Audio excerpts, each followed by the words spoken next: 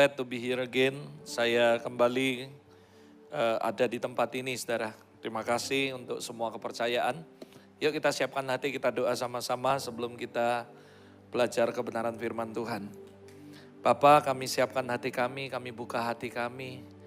Bergeraklah Roh Kudus di tengah kami. Dari tadi pagi hamba-Mu mohon, angel of breakthrough. Bring breakthrough tonight. Biar kami bukan cuma belajar mengenai breakthrough, tapi kami mengalami apa yang kami sama-sama belajar malam hari ini. Aku berdoa, malaikat bergeraklah. Right now, from now, prepare our hearts to experience your breakthrough. Terima kasih Bapak, bekerjalah di tengah-tengah kami Roh Kudus. Spirit of breakthrough, menguasai mulai hamba-Mu maupun semua kami.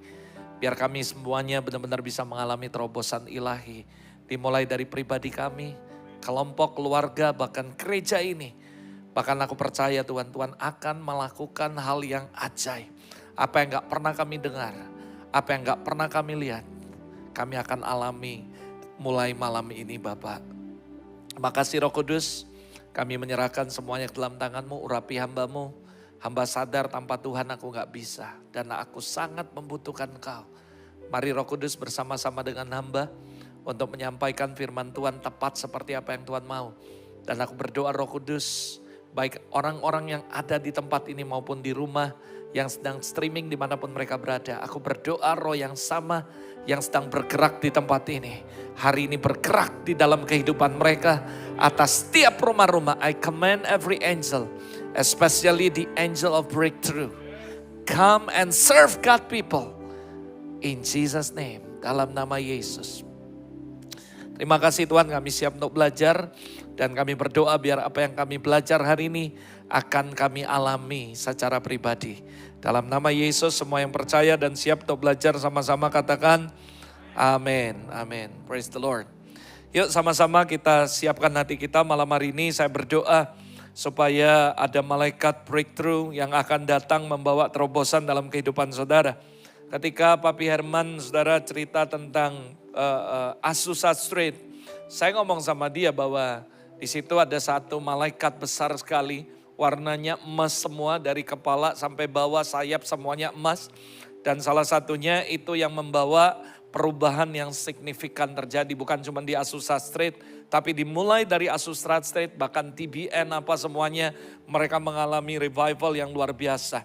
Berapa banyak orang yang percaya memang Tuhan mau melakukan revival dalam kehidupan kita, but start from your life, dimulai dari hidup kita. Yang percaya katakan amin saudara. Saya percaya dari semuanya ini rangkaian bukan sesuatu yang kebetulan, tapi memang saya percaya God already prepare this church. Tuhan sudah mempersiapkan Anda sebelumnya saudara. Dari hari Kamis kemarin kita bicara mengenai perkara hati yang begitu banyak. Lalu kita beresi supaya hati kita gak kotor, kita hidup berdamai. Sehingga kita bisa melihat Tuhan dan mengalami the goodness of God. Tadi pagi kita bicara begitu banyak saudara tentang bagaimana kita menjadikan God first. Mengkhususkan, memprioritaskan Tuhan, menomorsatukan, mendahulukan Dia dalam seluruh aspek kehidupan kita. Dan in the last nanti saudara besok pagi-pagi saya pulang. Tapi sebelum pulang ini yang Roh Kudus taruh di hati saya. Berbicara mengenai breakthrough. Katakan sama-sama breakthrough. Yuk lebih besar lagi breakthrough. Berapa banyak saudara yang percaya bahwa setiap kita Allah menginginkan kita mengalami terobosan dalam hidup kita. Angkat tangan saudara. Buat saya orang Kristen kalau gak pernah mengalami kehidupan yang namanya breakthrough dalam hidup mereka. Itu gak benar-benar Kristen sejati saudara. Sorry saya ngomong saudara, setiap Anda harusnya pasti akan mengalami terobosan dalam kehidupan kita. Kenapa? Karena satu saudara alasannya, karena benih mujizat, benih terobosan itu ada dan nyata dalam kehidupan kita. Berapa banyak saudara yang percaya breakthrough itu benihnya adalah Kristus sendiri. Dan dia tinggal dalam kita, mana mungkin kita biasa-biasa saudara. Bagaimana mungkin kekristenan kita bisa stuck dan gak ngalami apa-apa. Sementara Kristus ada dan nyata dalam kehidupan kita. He is master of breakthrough. Salah satu nama daripada Allah adalah master of breakthrough. Kalau master of breakthrough ada dan tinggal dalam kehidupan kita, bagaimana mungkin sih orang Kristen hidupnya stuck? Bagaimana sih hidupnya orang Kristen kok lemes, lesu, loyo? Saya bingung saudara, ada orang Kristen kayak gak punya gairah, gak punya passion dalam hidup mereka. Kenapa? Karena mereka berkata, aduh lemes, males, bosan, doa bosan dan semua bosan. Something wrong with your life. Karena saya percaya the master of breakthrough ada dan tinggal dalam kehidupan Anda. Harusnya hidup Anda bergairah, saudara. Hidup Anda harusnya on fire. Hidup Anda harusnya mengalami terobosan demi terobosan dalam semua aspek dalam kehidupan Anda. Ada amin, saudara. Malam hari ini yuk kita belajar sama-sama what is breakthrough. Kita mau mengajak Anda untuk kita belajar. Karena saya percaya dengan sebuah pengertian yang benar, baru kita akan mengalami sebuah kebenaran tersebut, saudara. What is breakthrough? Kalau Anda pelajari kata breakthrough, menurut Kamus Besar Bahasa Indonesia adalah menebus, mendobrak, melantas, memintas, dan sebagainya, saudara. Dan kalau Anda pelajari menurut dictionary daripada Cambridge Dictionary, Anda akan mengerti bahwa salah satunya adalah provide an answer to a problem, saudara. Saya percaya menjadi sebuah memprovide, juga memberikan solution, juga memberikan jawaban kepada setiap masalah. Artinya saudara, setiap kita mengalami breakthrough, kita akan mengalami provide, kita akan mengalami jawaban atas semua masalah kehidupan kita. That is breakthrough, saudara. Lalu kalau Anda pelajari dalam bahasa aslinya, dan Anda pelajari bahwa kata breakthrough itu sebenarnya berasal dari kata paret, saudara. Kalau Anda pelajari artinya ledakan. Ada sebuah ledakan yang terjadi dalam kehidupan kita. Ada sebuah penembusan, saudara. Kayak ada sesuatu yang didobrak. Yang mungkin Anda biasa-biasa, tiba-tiba ada sebuah spirit of breakthrough. Dan tiba-tiba menerobos dalam kehidupan Anda. Tiba-tiba ada terjadi sebuah ledakan yang Anda sebelumnya gak pernah alami. That is breakthrough, saudara. Kata ini berasal dari kata parats. Yang artinya a breakthrough, a bird, make a breath, come separate a breath, compel, memaksa. Jadi mau gak mau ada sesuatu yang kayak dipaksa. Seperti gunung meletus, saudara. Mau gak mau ditahan model apapun. Tiba-tiba meledak aja, saudara. Ada spirit, ada kekuatan yang lebih besar daripada apa yang kita bisa pertahankan. That is breakthrough, saudara. Dan itu membubarkan semuanya, menyebarkan dan sebagainya. That is breakthrough, saudara. Terdiri dari beberapa kata, kalau dipisah ada kata P, ada kata res, ada tesadik, saudara. Perhatikan baik-baik, ini penting sekali. Karena ketika saya mempelajari kata breakthrough, saya mendapatkan sebuah pengertian yang bagus sekali. P, Anda semua itu ngerti, itu adalah mulut. Opening, speak, a beginning. Saudara, kalau saya memperhatikan semua bahasa Ibrani ketika saya mempelajari, lalu saya mulai breakdown satu-satu. Semua apapun juga ada kaitan dengan mulut dan juga ada rest, saudara. A head, a person, what is the highest, most important. Tesadik semua tahu bahwa itu adalah sesuatu yang tidak dapat dielakkan. Ada kata harvest juga. Nanti ini akan saya sinkroni semua, saya akan tarik genang merahnya. Dan kita akan mendapatkan sebuah pengertian di dalamnya, saudara. Tesadik dalam Soviet From menggambarkan yang ditinggikan. Berdiri seperti kedua tangan yang diangkat dengan pujian kemenangan, saudara. Nah, kalau saya simpulkan dari semua pengertian ini, maka saudara, kata parats, this is the conclusion, saudara. Tangkap baik-baik. Dimulai dari mulut Anda dan kepala Anda yang benar, saudara. Karena mulutmu bisa membuka sesuatu yang ilahi itu turun. Namun saudara dengar baik-baik. Kepalamu, pikiranmu, serta hidupmu yang terpenting harus dijaga agar tetap didapati benar. Sebelum terobosan breakthrough harvest itu terjadi dalam hidup Anda. Jadi sekali lagi saudara, dimulai dari mulut. Katakan dimulai dari mulut. Saudara tahu ada begitu banyak orang Kristen mengalami kegagalan dalam terobosan ilahi. Karena dimulai dari mulut mereka. Sekali lagi kemarin saya sudah sampaikan waktu hari Kamis. Roh Kudus ajar saya jam 12 lebih malam, saudara. Bangun nak, aku mau ngajar kamu sesuatu. Saya ambil pena, saya ambil buku, saya catat. Dan dia ngomong dengan jelas. Dan dia berkata, dengar baik-baik, catat. Setan tidak bisa mengutuk kehidupan Anda. Mau cara apapun dia gak bisa kutuk kita. Lalu dia bilang, tapi setan mengerti dengan benar. Life and death ada di mulut Anda. Dan dia akan pakai 1001 cara bagaimana supaya mulut Anda bukan untuk mengatakan yang baik, tapi Anda mengutuki diri Anda sendiri. Sebenarnya kalau hidup kita terkutuk, hidup kita nggak ngalami terobosan, itu karena mulut Anda. Ada begitu banyak janji Tuhan yang gagal, janji Tuhan yang kepending, janji Tuhan yang bubar dalam hidup kita because of your mouth. Makanya Tuhan ngomong, hati-hati, nggak boleh ngomong sembarangan. Mulutmu adalah nabi masa depan Anda. Kalau Anda mau hal-hal yang baik terjadi dalam hidup Anda, be careful what you say. Karena perkataanmu adalah meng-create hal-hal yang baik dalam kehidupan Anda ke depan. Dan kalau Anda pelajari dari kata breakthrough tadi, maka di sini juga mengaitkan dimulai dari mulut dan kepala yang benar, saudara. Karena mulutmu, kita bisa membuka sesuatu yang ilahi itu turun dalam kehidupan kita. Tapi kita harus make sure bahwa kepala, pikiranmu, serta hidupmu yang terpenting harus tetap dijaga dan didapati benar di hadapan Tuhan. Maka breakthrough akan datang. Harvest pasti terjadi dalam kehidupan kita. Yang percaya katakan amin. Sekali lagi saudara, breakthrough itu buat saya adalah ketika Anda pelajari sesuatu yang gak bisa ditahan. Sesuatu yang gak bisa. Karena saya percaya firman Allah berkata, akhir-akhir ini Tuhan akan curahkan rohnya kepada manusia. Tinggal satu, gereja mana yang siap, gereja mana yang benar-benar ready, mereka akan mengalami. Tapi saudara dengar baik-baik, kamu ready gak ready, kebangunan rohani, revival, terobosan tidak akan bisa dibendung saudara. It will be happen saudara. Tinggal cuma satu, Anda mengalaminya, Anda terlibat atau Anda cuma jadi penonton saudara. Saya mau pastikan bahwa semua jemaat anggota VCC di tempat ini saudara. Anda semua bukan jadi penonton ketika Tuhan melakukan hal yang besar di tengah-tengah kita. Tapi Anda semua mengalaminya.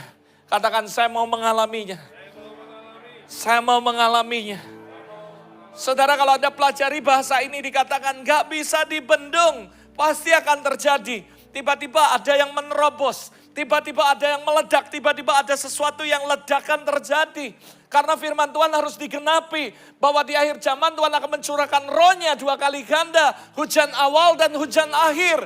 Dan Anda, saya mau beritahu berita baiknya saudara.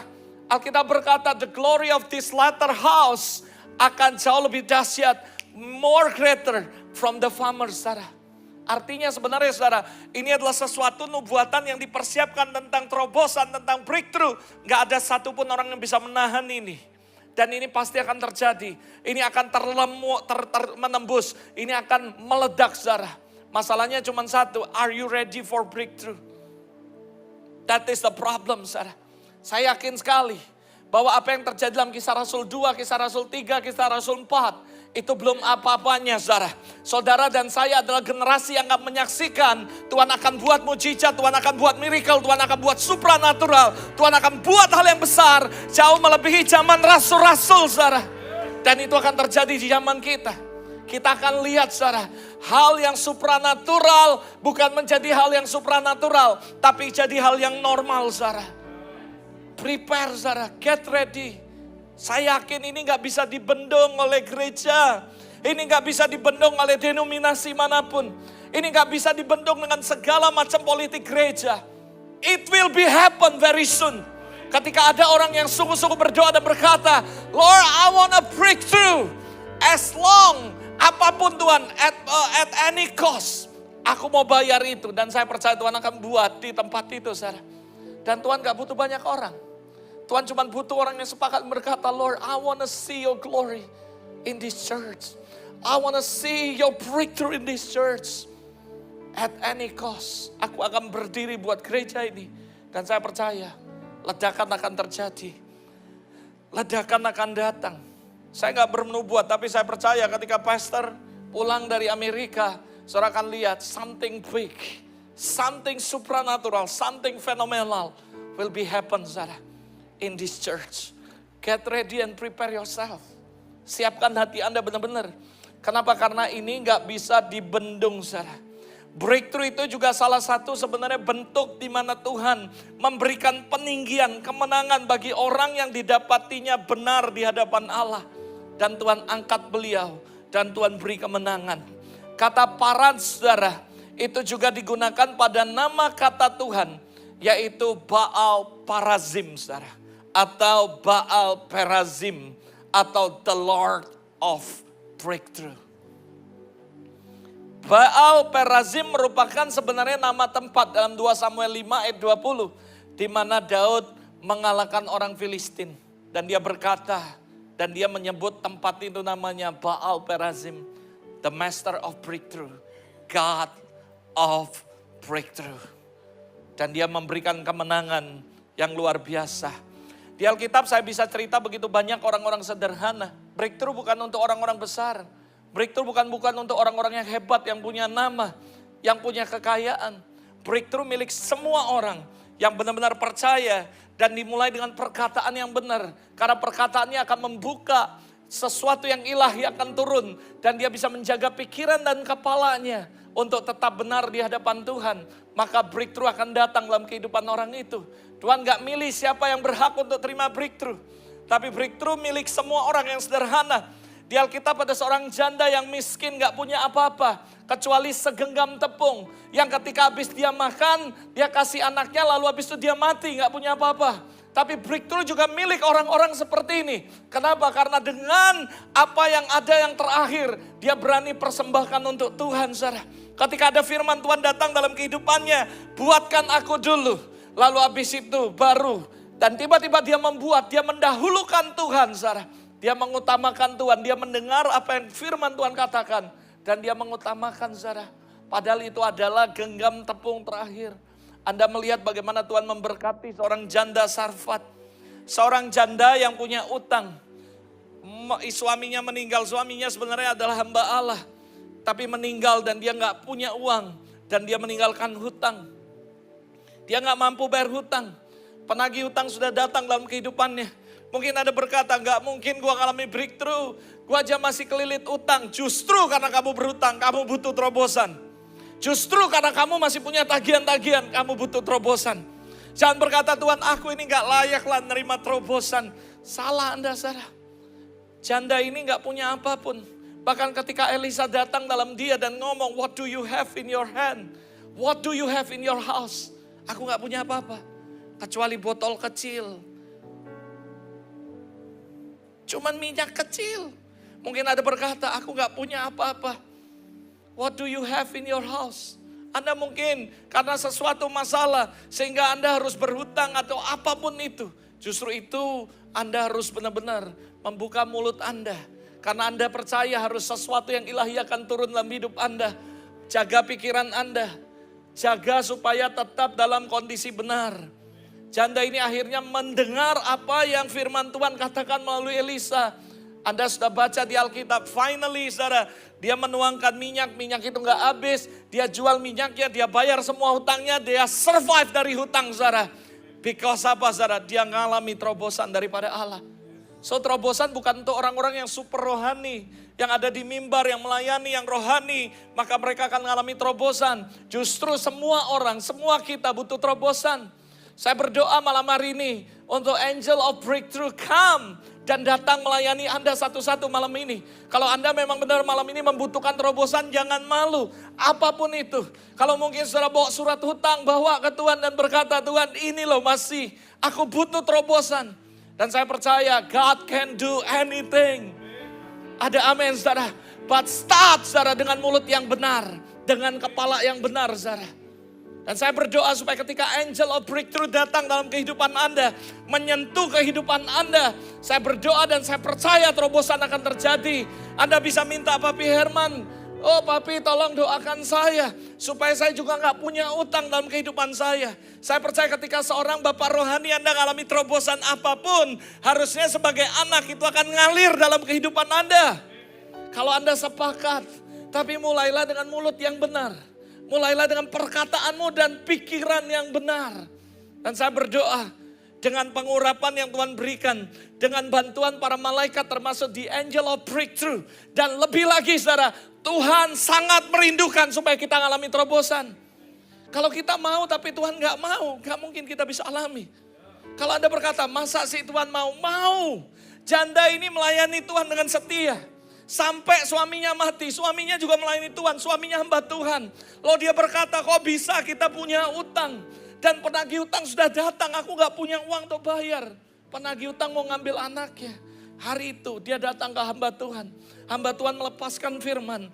Tiba-tiba dia taat, dia lakukan. Terobosan terjadi, saudara. Saya berdoa hari ini, ketika Anda mendengar firman Tuhan, Anda melakukannya. Saya berdoa supaya Anda mengalami terobosan ilahi. Terobosan ilahi bukan untuk orang hebat, orang biasa, orang sederhana. Siapapun bisa. Kalau memang mereka sungguh-sungguh merindukan itu, saudara. Seorang lumpuh 30 tahun. Gak mungkin dia bisa ngalami terobosan. Karena ada satu kolam. Dimana kalau malaikat itu turun di kolam itu akan, airnya akan bergericik dan semua orang berebut. Siapapun yang nyemplung duluan, maka akan sembuh. Sementara orang lumpuh ini 38 tahun. Dia aja gak bisa jalan dan tidak ada orang yang akan nyemplungi dia. Pasti semua orang berebutan, saudara. Tapi apakah dia gak bisa ngalami breakthrough? Breakthrough, saudara. Alkitab mencatat dia mengalami terobosan ilahi. Dan dia disembuhkan Tuhan secara ajaib. Mungkin Anda bilang, aku gak mungkin, mana bisa aku gini, rasanya kok gak mungkin. Dengar, anything is possible with God. Ada amin, saudara. Sekali lagi saya katakan, anything is possible as long dimulai dengan mulut yang benar dan pikiran yang benar, saudara. Kamu akan mengalami terobosan ilahi. Wanita 12 tahun pendarahan. Zaman dulu pendarahan gak kayak sekarang. Dia bukan cuma sakit, tapi kalau dia kemana-mana dia harus teriak, najis, najis, dan orang akan nyingkir, saudara. Hari itu Yesus datang KKR ke sebuah kota. Wanita 12 tahun ini ngomong, dia gak peduli berapa harga yang dia bayar. Yang dia cuma pikiran satu, I need breakthrough. Dan dia cuma ngomong, asal ku jamah jasa jubahnya, aku bisa sembuh. Dan orang ini gak datang dengan cuma-cuma. Dia datang dengan penuh pengorbanan. Dia merangkak dan dia harus berkata najis, najis, najis. Gak tahu berapa banyak yang datang. Tapi ternyata kalau Anda pelajari di Alkitab, setiap kali Yesus KKR pasti ribuan orang. Can you imagine? Dia harus menerobos ribuan orang hanya untuk memegang jubah Kristus dan berkata bahwa asal ku jamah jubahnya, aku pasti sembuh. Anda harus berkata, asal aku mendapatkan Tuhan, breakthrough is mine. Kamu harus percaya. Dimulai dengan mulut yang benar. Dimulai dengan pikiran, otak yang benar, saudara. Wanita itu gak ngomong, gak mungkin gua gak bisa jangkau Yesus terlalu jauh. Ada ribuan orang, gimana caranya menerobos. Akhirnya terobosan gak terjadi. Tapi dia mulai dengan perkataan yang benar. Dia terus deklarkan, dia berkata, asal ku jamah saja jubahnya, aku sembuh. Saya kasih contoh ini supaya Anda ngerti. This is the definition daripada breakthrough. Cuman simple. Dimulai dari mulut yang benar. Dan pikiran yang benar. Karena mulutmu akan membuka sesuatu yang ilahi. Dan menariknya turun dalam kehidupan Anda. Jangan sembarangan ngomong. Gak mungkin. Dari mana bisa lunasi utang gua? Gimana gini? Sekali lagi saya katakan. Tuhan justru bagiannya adalah melakukan sesuatu yang gak mungkin, saudara. Kalau yang bisa kita gak butuh Tuhan, cukup kita yang lakukan. Justru bagiannya dia adalah melakukan apa yang kita gak bisa lakukan. Ada amin, saudara. Jadi ayo mulai. Bartolomeus, seorang buta, gimana caranya dia mau dekat Yesus? Wong dia buta, dia gak tahu Yesus yang mana. Mungkin dia pikir di situ, ternyata Yesus di kanan. Anda mungkin berkata, gimana caranya aku menemukan Tuhan? Kalau Anda gak bisa melihat Tuhan, Anda bisa pakai suara Anda, saudara. Dia gak bisa lihat, sehingga dia gak tahu Yesus di mana. Dan dia juga gak bisa datang kepada Yesus. Tapi dia gak kehilangan akal, saudara. Dia masih punya mulut. Dan dia berteriak sekencang mungkin. Yesus anak Daud, kasihani aku. Saudara, makanya saya bilang mulai dari mulut yang benar dan otak yang benar, saudara. Belum apa-apa udah nyerah, udahlah susah. Gak mungkin lah, mana mungkin aku bisa selesai. Mana mungkin utangku bisa beres. Mana mungkin ini, mana mungkin ini. Saudara, selalu ada jalan. Karena saya percaya God always make the way when there is no way. Justru ketika gak ada jalan, kamu harus datang kepada Tuhan. Karena Tuhan berkata, I'm the way, the truth, and the life. Tuhan itu jalan, bukan cuma jalan ke sorga. Dia jalan menuju semuanya, saudara. Termasuk terobosan. Because He is master of breakthrough. Dan saya yakin sekali, apapun yang menjadi kebutuhan saudara. Saya gak tahu Anda seperti Bartolomeus, wanita 12 tahun, orang 38 tahun lumpuh. Saya nggak tahu janda yang punya utang atau janda Sarfat yang cuma punya persediaan makanan terakhir. Tapi yang saya tahu cuma satu, breakthrough adalah milik semua orang. Dan saya percaya dia nggak milih-milih orang. Siapa yang bisa dapat breakthrough, siapa yang enggak. He always do for everyone. Siapapun yang rindu, asal kamu mulai dengan mulut yang benar. I have so many testimony yang saya bisa cerita tentang breakthrough. But I don't have a time. Tapi saya mau bagikan beberapa kesaksian yang saya ingat, saudara. Yang pertama, ketika beberapa lama lalu, Roh Kudus ngomong, nak, nanti ke depan aku akan bawa kalian mengalami kemuliaan yang lebih lagi. Dan dia berkata, suatu hari nanti bahkan pelayananmu akan membangkitkan orang mati. Saya pernah cerita tentang Leo, saya pernah cerita tentang ini, saya pernah cerita tentang banyak hal. Dan Tuhan lakukan dalam kehidupan kami. Kami melayani beberapa tempat somehow, saudara, hal-hal yang gak pernah kami pikirkan. Hal-hal yang gak pernah terpikir dalam pelayanan kami, Tuhan lakukan secara ajaib. Dan Tuhan buat hal-hal yang aneh-aneh. Ada seorang anak kecil perempuan, saudara, jantungnya bolong, gak diapa-apain, saudara. Tuhan cuma ngomong sama Ama, pokoknya tiap hari kamu gendong anak itu, kamu nyanyi, tiada yang mustahil bagi Tuhan. Dan beberapa waktu lalu setelah itu dia cek rumah sakit, dia cek, dia kontrol. Dengan ajaib, saudara, jantungnya tidak bolong lagi, sembuh, saudara. Kenapa? Karena saya percaya God can do anything, saudara. Kalau saudara percaya. Saya pernah khotbah di Temanggung, saudara. Ada seorang yang datang, bapak-bapak minta saya doakan. Lalu kami doakan. Dia bilang, Pastor, minggu depan saya mau operasi. Ada tiroid di leher saya. Singkat cerita kami berdoa for breakthrough, saudara. Singkat cerita saya ditaruh sebuah firman. Saya bilang ini, Pak, sebelum kamu operasi. Saya nggak ngomong kamu nggak boleh operasi, terserah sesuai imanmu. Tapi kalau boleh kasih saran, sebelum operasi kamu cek dulu. Dan setelah itu baru kamu putuskan operasi atau enggak. Saudara, apa yang terjadi, saudara, dengan cara Tuhan yang ajaib, saudara. Kami melihat, saudara, setelah itu minggu berikutnya dia datang dan dia memberi kesaksian bahwa dia nggak jadi operasi. Karena kenapa? Tuhan sembuhkan dia secara ajaib, saudara. Tuhan bisa buat hal yang ajaib. Kalau Anda mulai dari perkataan yang benar dan pikiran yang benar. Ada seorang yang bernama Yuli, saudara. Dan dia datang dan dia cerita bahwa dia mengalami hamil tapi waktu dia periksa ke dokter. Dan anak dalam kandungannya sudah meninggal, saudara. Saya ngomong, ya udah kalau meninggal mau diapain lagi? Mau dikuret kah, apakah, semua terserah. Lakukan dengan segera. Tapi hari itu saya mendapat sebuah dorongan dari Roh Kudus. Bukankah kamu merindukan terobosan? Pelayanan dalam dimensi yang lebih dahsyat, yang baru. Lalu singkat cerita kami sepakat berdoa. Dan ketika kami berdoa kami katakan, Tuhan, we speak life. Orang nanya saya, Pastor, kenapa setiap kamu khotbah selalu ngomong I speak life, I speak breakthrough, I speak healing. Mungkin orang berkata, itu cuma perkataan biasa. Saya percaya perkataan biasa yang diucapkan dengan positif dan diurapi Tuhan akan membawa kuasa yang dahsyat, saudara. Saya nggak ngomong apa-apa. Saya cuma bilang I speak life dalam kehidupan ini. Lalu saya bilang, ya udah, kalau memang harus kuret silakan. Tapi saudara, sebelum dikuret cek lagi sekali lagi. Dan I speak life. Cuman seperti itu saja, saudara. Singkat cerita dia periksa kedua dokter. Dan saudara tahu ternyata apa, saudara? Jantungnya kembali normal. Dan dia melahirkan dengan selamat. Anaknya gede sekarang, saudara. Sampai hari ini anaknya masih hidup, saudara. Kenapa? Karena saya percaya breakthrough pasti akan terjadi kalau kamu bisa ngomong yang baik. Karena dari perkataanmu, dimulai dari perkataan akan membuat sesuatu yang ilahi akan turun dalam kehidupannya, saudara. As long kamu benar-benar ngerti what is definition daripada breakthrough, saudara. Di Australia ada seorang nenek, saudara, koma. Kena kanker leukemia, saudara. Dan dia udah gak tahu ngapa-ngapa, udah tergeletak. Hanya dengan video call. Dan saya berkata, I speak life. I speak completely healing. Dan mereka bilang, Pastor, kalau bisa jangan doain sembuh. Loh, saya bilang, kenapa, saudara? Saya bingung kadang-kadang orang-orang Kristen, saudara. Mereka bukan minta doa sembuh, doain biar cepat pulang. Saya tanda tanya ada dua hal. Mereka gak sayang atau mereka benar-benar sayang atau enggak. Saya gak ngerti apa mereka udah capek ngurusi orang tua. Mana mungkin lah kita bilang, saya ingat waktu papanya Pak Pastor Irawan, saudara kita ini, enggak mungkin walaupun kita dapat ini, pasti namanya anak kepingin. Kalau bisa Tuhan kasih anugerah.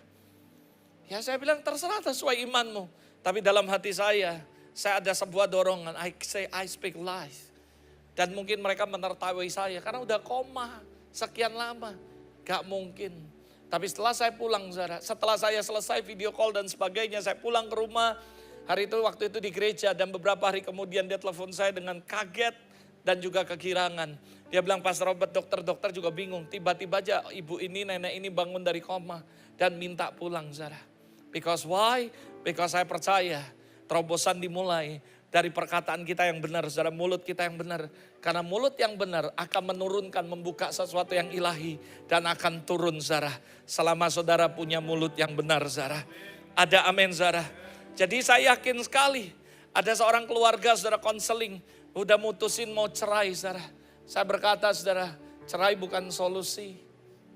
Kamu pikir cerai menyelesaikan masalah, justru kamu menambah masalah baru. Bagaimana dengan anak-anak, status kalian dan sebagainya. Dan ingat loh, saya ngomong bahwa Tuhan tidak pernah menginginkan perceraian. Lalu saya doakan, gak tahu gimana besoknya, mereka berkata mereka gak jadi cerai, Saya percaya Tuhan akan buat terobosan, bukan cuma kesembuhan, bukan cuma terobosan spiritual, tapi dia juga akan membawa terobosan dalam keluarga. Saya lihat dengan sendiri, anak muda di gereja kami ribut sama papanya, bawa parang ini semuanya. Dan kita speak breakthrough, speak restoration. Kita doakan, Dan akhirnya mereka dipulihkan. Ada begitu banyak menyaksikan ketika kita mulai dengan mulut yang benar dan pikiran yang benar. Something happen, sesuatu yang ilahi akan turun dan bekerja di tengah-tengah kita. Ada banyak juga terobosan keuangan. Ada seorang anak muda di tempat kami, sebenarnya dia mau menikah, tapi dia gak punya uang, Dan dia diberhentikan dalam bekerja, dipecat dalam pekerjaan. Hari itu saya dan Mam doa buat dia. Lalu kita mulai melepaskan perkataan-perkataan yang profetik. Lalu kita bilang, Tuhan ngomong, kamu lakukan ini. Dia bilang, oh ya, gak apa-apa, mulai dari berapa orang. Kamu buka les-lesan. Lalu singkat cerita, anak ini taat. Dia gak kerja tempat lain, tapi dia mulai les dengan 2 orang, 3 orang. Hari ini, pemuda yang gak punya apa-apa, dia punya tempat les 3. Dan dia punya murid lebih dari 400. Dan dia sangat diberkati Tuhan. Dan dia jadi pulang punggung keluarga. Kenapa? Dimulai dari mulut yang benar. Akan membuka sesuatu yang ilahi. Akan turun dalam kehidupan saudara. Betapa penting mulut kita. Yang ngerti katakan amin, Jadi jangan sembarangan ngomong, Di Jakarta saya mendoakan seorang ibu-ibu. Dan dia ngomong, aduh kepala saya gak tahu kenapa sakit terus. Sakit terus kayak diguna-guna. Gak tahu kenapa. Saya bilang stop ngomong sakit. Tadi saya ketemu dengan anaknya Cik Shani. Lalu waktu kami ngopi time, kita ngobrol. Dia cerita dia kalau malam tiba-tiba napasnya bisa hilang 57 detik dan sebagainya. Saya bilang oke, I will pray for you. Bahkan saya pulang saya akan terus doa buat kamu. Tapi kerjasama ya, mulai hari ini stop ngomong yang kayak gitu. Nggak akan terjadi lagi seperti itu. Kenapa? Karena saya percaya dimulai dari mulut yang benar akan menurunkan sesuatu yang ilahi turun dalam kehidupan Anda. Saya sering ngomongi Ama. Nanti Ama kalau sudah bawa sini nanti saya suruh dia saksian. Saya selalu khotbahin Ama tentang perkataan ini. Mulut ya tak cabein, saya bilang gitu, Saya bukan kurang ajar sama dia, saya bercandai dia. Saya cabein ngomong kayak gitu lagi. Aduh tapi masih berasa kebas, masih berasa sakit. Ngomong lagi, tak ambil cabai, saya bilang, Saya candai dia gitu, 2 hari yang lalu saya dapat video dari adik ipar saya. Tiba-tiba mama saya bisa angkat kaki seperti ini, Dulu gerak dikit aja gak bisa, Gerak sedikit aja Pastor Herman tahu, gak bisa. Tapi dia duduk, dia tiba-tiba bisa ngangkat gini, Saya bilang kenapa? Sekarang dia duduk ya, dia bisa berdiri langsung jalan, Tanpa dipegang, Saya ngomong, Mak ini khotbah buat kamu, dengar baik-baik, saya bilang. Saya khotbahi sama Saya mulai dengan mulut. Kenapa? Karena Tuhan ajari saya, nak, setan gak bisa ngutuk kita. Yang terberkati tetap selamanya terberkati. Dan Tuhan meng-create kita, lalu dia memberkati kita. Artinya gak ada yang bisa kuasa, cuman satu yang bisa membatalkan kita diberkati. Kalau ada kuasa yang lebih besar dari yang melepaskan berkat. Nah yang melepaskan berkat adalah Tuhan buat hidup kita. Harus ada otoritas yang lebih tinggi baru bisa membatalkan itu. Dan tidak ada masalahnya di dunia ini. Kuasa nama lain yang lebih besar daripada nama Yesus Kristus, saudara. Artinya gak akan ada orang yang bisa batali. Tapi setan tahu life and death tergantung mulutmu. Makanya dia pakai cara apapun untuk Anda ngutuki dirimu sendiri. Makanya jangan bodoh. Kalau bahasa Mandarinnya, gobolok saudara. Kita nggak boleh jadi orang Kristen yang gobolok saudara. Ada amin saudara. Kita harus mengubah mulut kita. Karena mulut ini akan meng-create sesuatu yang ilahi akan turun dalam kehidupan saudara. Tapi pastor gimana ngomong uang kenyataannya memang saya masih utang. Gak apa-apa. Iman adalah percaya segala sesuatu walaupun kita nggak lihat saudara. Ada amin saudara. Berapa banyak saudara yang percaya kalau kita belum lihat ngomong my breakthrough is on the way. Ada amin saudara. Katakan sama-sama my breakthrough is on the way. Wah masih belum, masih ada utang. Semakin dekat artinya saudara. Kayak Gojek Anda aja sabar. Oh 25 menit lagi nyampe. Oh 5 menit lagi nyampe. Tunggu saudara. Ada amin saudara. Yang saya yakin cuma satu. My breakthrough is on the way. Suatu ketika saudara saya khotbah di Sidoarjo saudara. Ada seorang ngomong gini. Pastor aku ini kalau kencing sakit sekali. Saya bilang oh ya iya pokoknya sakit sekali. Ini cowok saudara. Lalu saya bilang ya coba kamu cek ke dokter kenapa. Gak tahu sakit banget. Lalu kita doain saudara. Saya mulai speak life dan speak healing. Lalu saya bilang oke, saya kan gak mungkin pegang kan. Kamu pegang sendiri saya bilang. Loh iya dong. Kadang-kadang jemaat ini ngawur saudara. Masa pastor bayangin jalan sini ya. Ama pernah ngamuk ama. Bukan ngamuk lah kesel ama. Oh iya doain yang sakit. Kalau sakitnya di sini nih ya. Di pantat saudara borokan dia buka gini kan gak lucu saudara. Ama mau gak mau aku mau. Saya bilang ya kadang-kadang kan gak mesti saudara toh. Lalu kita doain saudara. Saudara tahu apa yang terjadi saudara. Gak lama dia kencing saudara. Waktu dia kencing keluar 4 batu saudara. Dia ngomong sakitnya minta ampun pastor. Ya gak apa-apalah tapi kan sembuh akhirnya gak sakit lagi. Dan dia disembuhkan Tuhan. Dia foto, dia kasih. Dan dia berkata praise the Lord. Sekali lagi saudara. Mulutmu akan menentukan apa yang Tuhan akan buat dalam kehidupanmu. Simple khotbah ini. Cuman bagaimana mulai dengan mulut. Tapi saya ngomong banyak ilustrasi termasuk testimoni. Cuman untuk ngebrand di otak saudara. Mulai hari ini mulut harus bertobat. Kalau kamu masih suka ngomong yang jelek. Ambil plasteri mulutmu. Dan tulis masih dalam perbaikan. Ada amin saudara. Supaya hari-hari ke depan kamu gak sembarangan ngomong. Ngomong yang baik saudara. Ngomong yang positif. Saya pernah khotbah di Zoom. Saya berkata kuasa Tuhan gak dibatasi dengan apapun tempat, waktu dan ruangan. Waktu saya khotbah di Zoom. Seorang pemuda dia chat saya secara pribadi. Pastor aku ini kena HIV. Oh ya saya bilang. Iya karena saya ini. Saya bilang yang satu yang pertama kamu harus bertobat. Yang kedua setelah bertobat ya. Hari ini saya doain kamu. Nanti saya minta minggu berikutnya kamu cek ke dokter. Virusnya tinggal berapa dan semua. Banyak pastor gini bla bla bla. Oke kita berdoa. Lalu tentu saya nggak akan ngomong di Zoom. Karena di Zoom masih banyak orang. Dia chat pribadi. Saya cuma ngomong Lord I speak healing. I speak life. Karena saya percaya dari tempat ini dimanapun dia ada di situ. Selama dia sepakat. Saya membuka atmosfer. Saya meng-create sesuatu yang ilahi untuk turun dalam kehidupannya. I speak life. I speak healing in the name of Jesus. Dan saya gak berani ngomong karena itu kan banyak orang. Saya cuma ngomong dari mulut. Virus HIV aku perintahkan keluar dari tubuhnya. Lalu saudara minggu berikutnya dia ikut lagi Zoom saudara. Dan really surprise me. Dia ngomong aku mau sharing. Dan dia publish ke semua orang. Ternyata dia adalah orang yang pengidap HIV. Dan dia kasih tahu ini buktinya. Saya waktu itu didoai Pastor Robert. Lalu habis itu saya cek ke dokter. Dan dokternya ngomong virusnya zero saudara. Lalu saudara tahu apa yang terjadi saudara? Dia sekarang jadi full timer di salah satu gereja saudara. Beberapa kali dia ketemu saya dan dia berkata, Pastor thank you. Saya bilang sebenarnya you gak perlu thank you. You create kamu yang meng-create terobosanmu sendiri. Percuma buang uang ngomong, gua tumpang tangan, gua tumpang kaki sekalian. Kalau mulutmu tetap gak beres. Setan ngomong, lu berkati dia ngutuki diri dia sendiri. Gimana terobosan mau datang? Hari ini saya kasih tahu buat Anda, kami akan berdoa buat Anda nanti. Tapi saya minta yang paling pertama yang harus bertobat adalah mulut Anda, saudara. Ada amin, saudara. Mulai hari ini jangan pernah ngomong satu hal yang tidak mungkin. Buat saya ya pantang keluar ngomong gak bisa, gak mungkin. Kenapa? Kalau kamu ngomong gak bisa, gak mungkin karena kamu ngecili Tuhan. Kamu menghina Tuhan. Karena bagi Tuhan tidak ada yang gak mungkin, tidak ada yang mustahil bagi Tuhan. Jadi kalau kamu ngomong gak mungkin berarti kamu tuh ngenyek sama Tuhan. Kamu tuh seolah ngomong Tuhan, kamu tuh gak bisa nyembuhin saya. Kamu gak bisa tolong saya bayar utang. Dengar ya, Murid-murid mau bayar pajak gak ada duit aja, Tuhan bayari pajak. Kamu pancing, ambil ikan. Ikan yang pertama buka, bayar pajak. Tuhan bisa buat apapun dengan cara apapun, saudara. Ada amin, saudara. Asal kamu mulai dengan mulut yang benar, saudara. Jangan ngomong sembarangan. Ada amin, saudara. Ini hal yang berikutnya yang saya mau ngajak Anda untuk belajar. What are the obstacles to receive our breakthrough? Apa sih yang menjadi penghalang? Penghalang inilah yang membuat banyak orang gak ngalami terobosan dalam hidupnya. Saya berdoa, saya gak tahu ada punya berapa poin. Tapi kalau Anda punya berapa poin, checklist malam ini.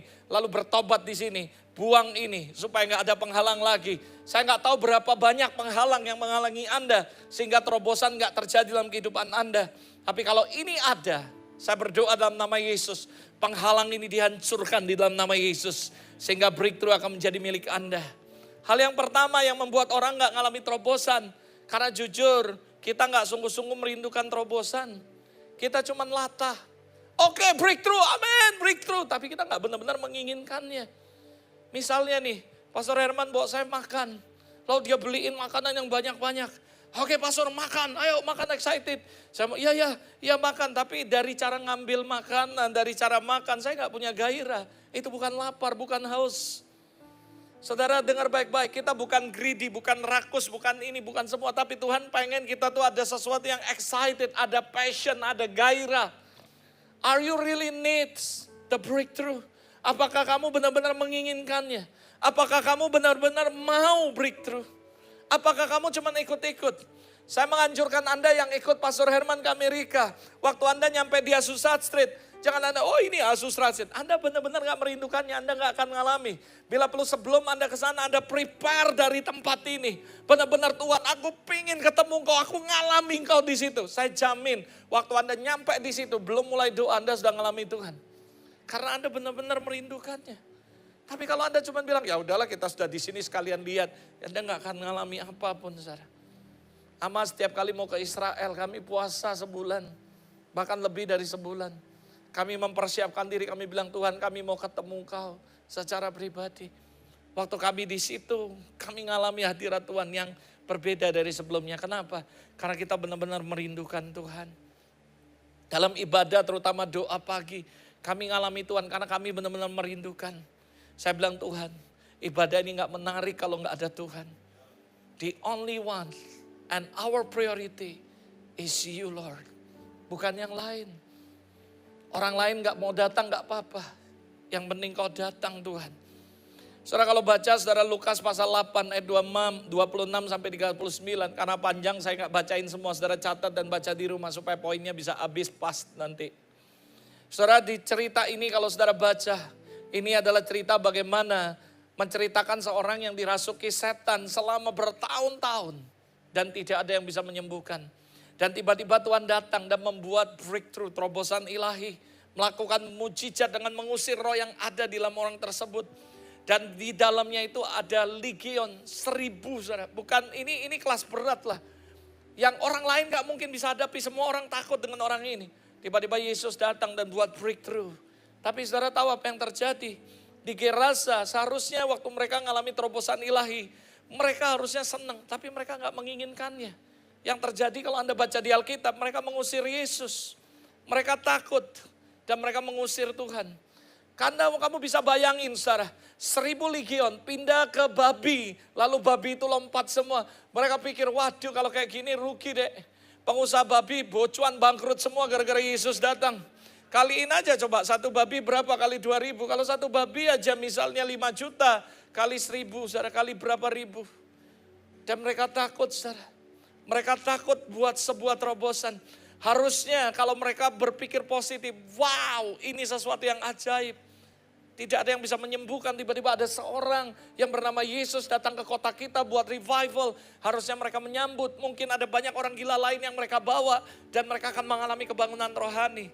Tapi yang terjadi malah sebaliknya mereka menolak Yesus dan mengusir Yesus. Kenapa? Karena mereka gak serius menginginkan kebangunan rohani. Hari-hari ini begitu banyak gereja kumpul berdoa untuk kebangunan rohani. Dan ketika Tuhan buat kebangunan rohani mereka bilang sesat. Mereka bilang aneh.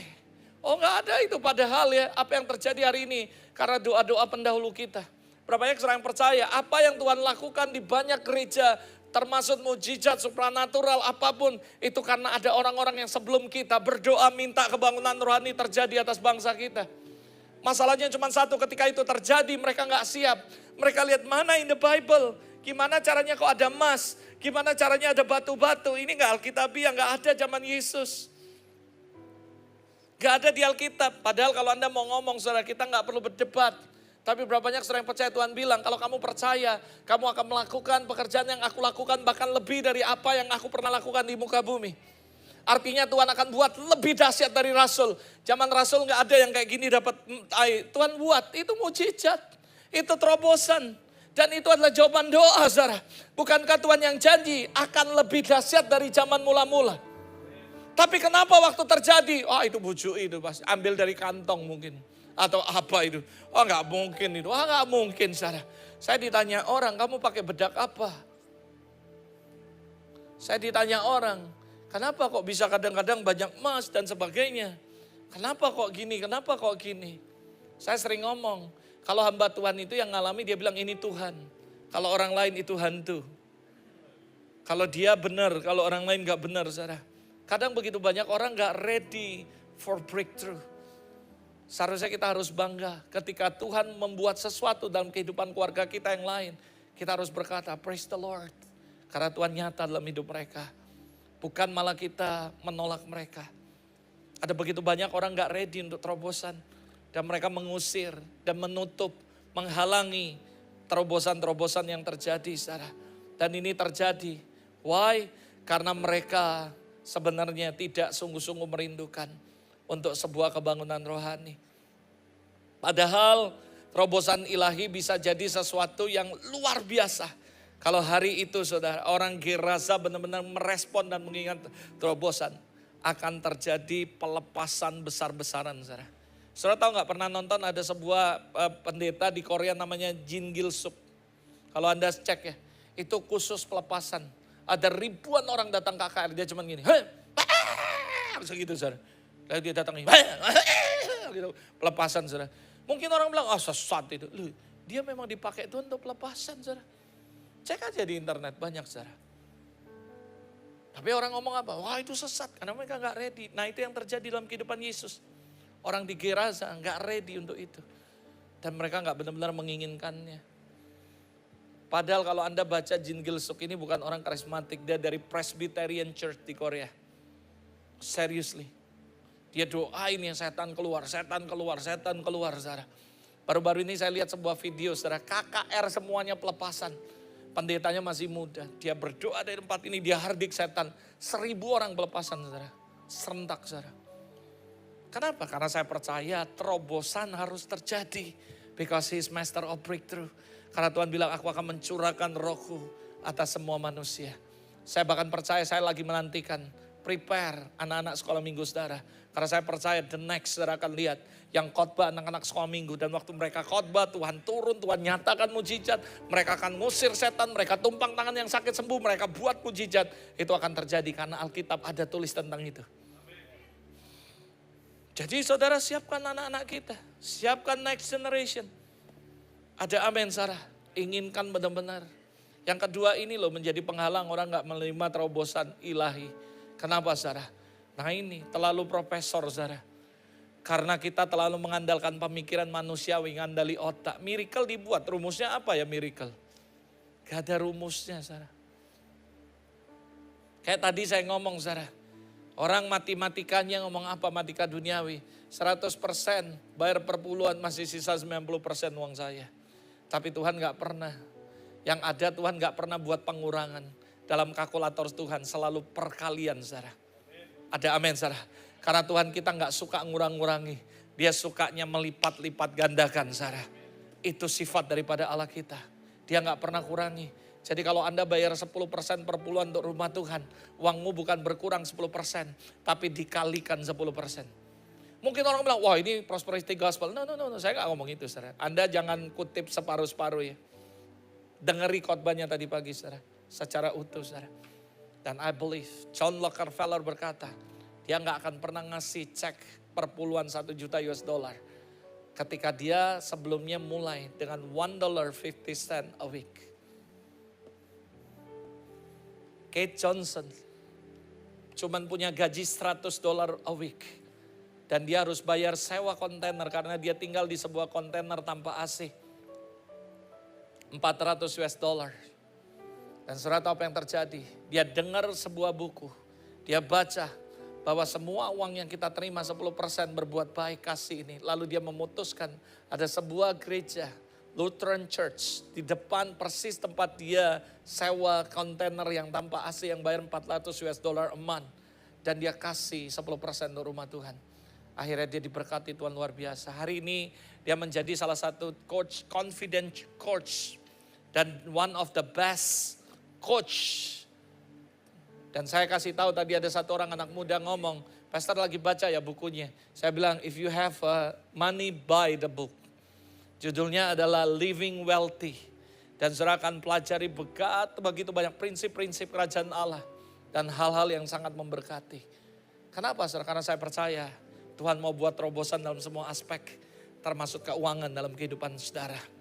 Cuman masalahnya ada orang yang masih ngomong, gak apa-apa miskin di bumi, yang penting kayak di sorga. Karepmu saya bilang, kalau Anda ada mau di sini angkat tangan saya doain buat Anda. Supaya Anda miskin di dunia. Saya gak ngomong mata duitan, tapi reality of life. Bahwa semuanya sih, uang bukan segala-galanya, tapi masalahnya segala-galanya butuh uang. Dan Tuhan gak pernah, Tuhan mau membuat kita diberkati. Karena dia datang memberi hidup dan hidup berkelimpahan. Aku kaya rela jadi miskin. Supaya kamu jadi kaya. Masih ada orang yang gak mau kaya dan miskin, karepmu. Saya gak ngomong ini berarti kita harus jadi orang kaya semua. Gini loh saudara, dengar baik-baik. Gak ada salah untuk jadi orang kaya. Yang salah dosa adalah ketika kamu kaya, kamu melupakan Tuhan dan kamu jadi sombong. Itu yang dosa. Selama kamu ngerti bagaimana the purpose of money. Saudara. Tadi pagi saya ceritain bagaimana 4 hukum dimensi keuangan yang diberkati. Nanti dengar aja saudara. Ulangi streamingnya, Anda akan tahu. Dan Tuhan gak pernah mau Anda hidup susah. Tapi dia mau Anda hidup berkelimpahan. Karena itu jangan terlalu mengandalkan pikiran. Jangan terlalu menggunakan otak. Saudara Markus 6 ayat 3-6. Mereka berkata, bukankah ia ini anak tukang kayu, anak Maria, saudara Yakobus, Yoses, Yudas, Simon. Dan bukankah saudara-saudaranya yang perempuan ada bersama kita, lalu mereka kecewa dan menolak dia. Makanya dikatakan seorang nabi dihormati di mana-mana kecuali tempat asalnya sendiri. Ia tidak dapat mengadakan satu mujizat pun di sana. Kecuali menyembuhkan beberapa orang sakit dan meletakkan tangan atas mereka. Ia merasa heran atas ketidakpercayaan mereka. Ini adalah sebuah tempat namanya Nazaret. Saya percaya bukan Tuhan gak mau buat mujizat. Tapi ayat ini mencatat, dengar baik-baik. Dikatakan bahwa ayat ini mengadakan, ia tidak dapat mengadakan satu mujizat pun di situ. Apakah karena Yesus kehilangan urapan? Apakah Yesus karena ditinggalkan Tuhan? No. The problem is not from Jesus. But the problem from the people of Nazareth. Ada begitu banyak, Tuhan gak bisa buat mujizat dalam kehidupan Anda. It's not because of your church. Bukan gara-gara pendetamu, bukan gara-gara gerejamu. But the problem is in you. Kamu yang harus berubah. Saya percaya Tuhan pasti buat mujizat. Lucu kalau saudara kelaparan ada di tengah-tengah lahan gandum. Itu benar-benar gobolok saudara. Kalau saudara kelaparan ada di tengah-tengah bahan makanan yang begitu banyak. Saya kasih tahu benar-benar kita gobolok sekali saudara. Gak mungkin kita kelaparan di tengah-tengah lahan gandum yang begitu luas. Yang Tuhan sudah lakukan dalam kehidupan kita. Pasti something wrong with your life. Maukah Anda merendahkan diri dan berkata, Lord, I wanna repent. Aku mau bertobat, aku mau berubah. Gimana kok bisa? Di tengah-tengah kelimpahan, di tengah-tengah Roh Kudus sedang bekerja luar biasa, di tengah-tengah banyak mujizat, kok aku bisa ya hidupnya masih ngalami hal-hal yang gak benar, gak baik dalam hidup saya. Something wrong with your life. Think about it. Ini yang terjadi in the people of Nazareth. Don't think too much. Otak kita cuma segede bakpao, saudara. Tuhan bisa buat jauh lebih besar dari apa yang kamu pikirkan. Jauh lebih banyak dari apa yang kamu doakan, saudara. Jangan batasi Tuhan hanya dengan pikiran kita. Jangan menilai menggunakan penilaian sendiri sehingga menghalangi kita percaya terobosan yang Tuhan akan lakukan. Sehingga kita nggak ngalami terobosan dalam kehidupan kita, saudara. Yuk kita sama-sama berubah. Jangan terlalu pakai otak. Karena otakmu nggak akan bisa ketemu hitungannya gimana caranya ngalami terobosan. Karena Tuhan kita akan melakukan jauh lebih besar dari apa yang kamu pikirkan. That is the Lord, saudara. Yang ketiga, apa yang menjadi penghalang kita nggak ngalami terobosan. Karena kita tidak mau bayar harga demi sebuah terobosan. Dengar ya, kamu harus willing to pay the price. Untuk sebuah terobosan ada harga, saudara. Nggak gratisan. Matius 19, 16, 24. Ada seorang datang kepada Yesus berkata, Guru, perbuatan baik apakah yang harus kau perbuat untuk memperoleh hidup yang kekal? Lalu Yesus jawab, apakah sebabnya engkau bertanya kepadaku dan seterusnya. 18 dikatakan perintah mana? Yesus ngomong, jangan bunuh, jangan zina, jangan curi, jangan menyaksikan dusta, hormati ayahmu, kasihi. Dan semuanya, kata orang muda itu, semuanya sudah kuturuti. Apalagi yang masih kurang? 21 Yesus ngomong gini, jika engkau hendak sempurna, teleios, pergi jual segala milikku, berikan kepada orang-orang miskin, maka engkau akan beroleh harta di sorga. Kemudian datanglah kemari dan ikutlah aku. Ketika orang muda itu mendengar perkataan itu, pergilah ia. Sebab hartanya banyak dan dia sedih, saudara. Lalu Yesus ngomong, memang sukar ya bagi orang kaya masuk kerajaan Allah. Sekali lagi aku berkata kepadamu, lebih mudah seekor unta masuk melalui lubang jarum daripada seorang kaya masuk dalam kerajaan Allah. Ayat ini menceritakan bukan Yesus sentimen dengan orang kaya. Kamu gak ada masalah kaya, tapi jangan terikat dengan kekayaan. Kamu boleh kaya, tapi kamu gak boleh diikat, ditawan, terikat sehingga Anda benar-benar kekuasaan nih. Ingat ya, buat saya secara pribadi ya kapal itu butuh air. Tapi jangan biarkan air itu masuk ke kapal, pasti tenggelam. Kita butuh uang dalam hidup, tapi jangan biarkan uang masuk ke hati kita, menguasai kita, pasti tenggelam hidup Anda. Jadi jangan sampai saudara, uang itu masuk dalam hati Anda. Tadi pagi saya cerita bahwa Allah, kita dan uang itu kayak cinta segitiga. Kalau kamu mengasihi Allah tapi mengasihi uang, kamu selingkuh. Cinta segitiga, gak bisa. Saudara, Tuhan samakan dirinya dengan mamon, bukan berarti mamon itu hebat. Tapi manusia banyak kejebak lebih milih mamon daripada Tuhan. Makanya dikatakan akar dari segala kejahatan cinta uang, saudara. Itu dari semua kejahatan. Dan Tuhan ngomong, kamu gak bisa mengabdi dengan dua Tuhan. Tuhan atau mamon. Kenapa? Karena mamon itu menguasai manusia begitu kuatnya. Gara-gara duit orang bisa ninggali Tuhan, mengkhianati Tuhan, menjual Yesus atau apapun itu. Dan sekali lagi, kalau kamu kejar duit, Alkitab ngomong duit itu ada sayap dan dia kabur, saudara. Tapi kalau kamu kejar Tuhan, Tuhan perintahkan uang untuk datang dalam kehidupan saudara. Anda gak perlu takut. Kamu bayar harga. Tuhan pasti akan buat mujizat. Percayalah buat saya secara pribadi, every test will become testimony. Jadi kadang-kadang Tuhan cuma ngetes sih hati kita. Lihat saudara, saya pernah kasih ilustrasi kan tentang seorang yang berpergian ke luar negeri, panggil 3 hambanya ngasih duit. Pernah kan? Anda ingat? Lalu saudara lihat apa yang terjadi. Yang ngasih dapat 1 dia bilang, wah Tuhan jahat ngasih duit lalu minta untung. Tapi yang 5 melakukan dengan setia. Apa yang terjadi? Just a test. Lalu dibalikin, benar gak saudara? Lalu bukan cuma dibalikin 2 kali lipat. Lalu Yesus ngomong, ayo masuk, nikmati, ikut dalam kebahagiaan Tuhanmu. Tadinya investasi Tuhan, lalu akhirnya Tuhan jadikan dia pemilik, saudara. Ownership. Sebenarnya Tuhan cuma ngetes kamu. Berapa banyak orang percaya, ngomong Tuhan cuma tes. Kamu pikir Tuhan butuh uangmu untuk apa? Gak bisa dipakai di sorga. Kamu pikir Tuhan butuh emasmu? Gak pakai, saudara. Emas jadi lantai di sorga. Kamu pikir permata yang kamu punya semuanya Tuhan pakai? Gak butuh. Di situ cuma pintu gerbang, saudara. Tembok. Tuhan gak butuh semuanya. Ada amin, saudara. Dia cuma butuh hatimu. Dan Allah berkata, this is my life. I sacrifice to you. Aku datang ke hadapanmu. Aku berikan hidup ini as a living sacrifice. Itu yang paling penting yang Tuhan mau. Intinya adalah kalau kita mau lihat terobosan yang besar, harus rela bayar harga. Harus rela untuk bayar harga. Dengan sukacita, sukarela.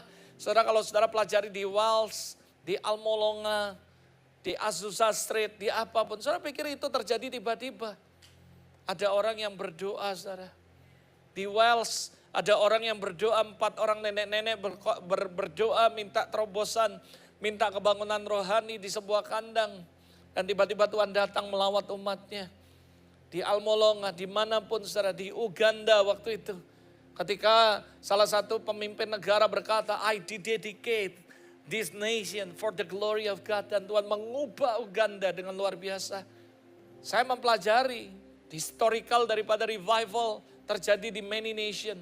Semua mereka bayar harga, saudara. Itu enggak terjadi tiba-tiba. Ketika umat Tuhan datang merendahkan diri, bersungguh-sungguh mencari Tuhan. Dan mereka nangis. Ada begitu banyak air mata yang sudah turun, saudara. Karena pengorbanan mereka lah Tuhan melakukan terobosan yang ajaib dalam kehidupan kita. Siapa yang mau great revival terjadi? Artinya you must bayar harga yang lebih mahal. Semakin bayar harganya mahal, maka Tuhan akan kasih semakin besar. I have a illustration yang bagus buat Anda supaya Anda ngerti. Berapa banyak saudara tahu kalau kita ke hotel kan dapat kunci, saudara. Kuncinya itu adalah akses. Di mana dengan kunci itu kita bisa buka pintu dan kita bisa menikmati semua yang ada, fasilitas apapun yang ada di dalam balik pintu itu. Yang ngerti katakan amin. Anda lalu datang ke hotel mulia, hotel apapun di Bali. Lalu Anda bilang, wah aku mau bayar, pokoknya bayarnya murah 500.000. Tapi ranjangnya yang enak, ruangannya yang bagus, gak bisa sudah ditangkap orang. Berapa banyak saudara yang ngerti, tergantung berapa Anda bayar dan Anda akan menikmati fasilitasnya. Oh saya mau presiden suite, ya presiden suite mahal saudara. Kalau saudara ngomong, aku mau pokoknya sampai ceng, tapi yang presiden, oh iya ya. Presiden mukamu katanya nggak ada saudara. Dan dia ngomong, oh ada murah nih di sini nih, pakai kipas. Bukan AC, bukan AC. Apa itu? Angin cepoi-cepoi. Saudara mau murah tapi fasilitas bagus, gak bisa. Tapi Anda bilang, aku mau presiden, mahal loh 10 juta. Gak apa-apa aku bayar, aku sanggup. Maka kamu dikasih pas presiden suite. Cuman satu kunci, Anda klik buka, Anda lihat, wow. Anda bisa menikmati semua fasilitas apapun. Tergantung kamu berani bayar atau enggak. Wani piro. Kalau kamu berani, kamu akan nikmati, saudara. Sama, dalam alam roh, semua ada hitungannya. Kamu sudah dapat presiden suite pun, kamu gak bisa maintain. Kamu cuma bayar untuk 1 hari, kamu mau menginap 1 minggu. Tangkap orang, saudara. Diusir. Oke lah, barangku sudah di dalam, aku kerjain ya iya. Besok kekunci, kamu gak bisa buka, saudara. Oh kamu harus dapat, gimana aku bisa masuk lagi? Bayar meneh, saudara. Nah yang kayak gini aja gereja gak ngerti, tapi minta revival yang gede, saudara.